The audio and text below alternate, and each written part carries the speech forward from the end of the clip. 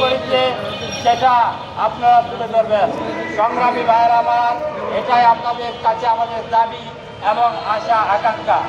Bangladesh bikers party মানুষের কল্যাণের party.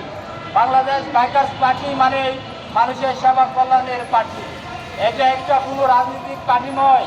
আপনারা অনেকে ভাবতে পারেন আপনাদের কথা বলেছি সেটা একটি নির্দিষ্ট দল, আসলে এটা কোনো নির্দিষ্ট দল নয়। মানুষের কল্যাণ এবং সেবা যত্ন করাই আমাদের লক্ষ্য এবং উদ্দেশ্য।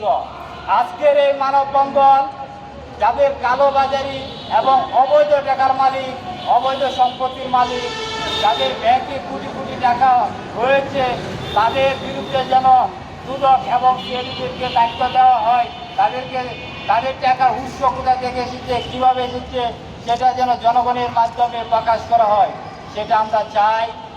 আপনারা সার্বিক সহযোগিতা করবেন।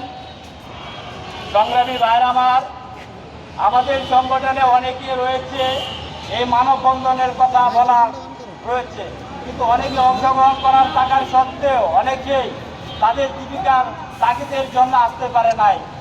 অনেকে রাস্তায় এসেছে কারণ তারা এই পাটাল চালে অনেকে সংসার চলে।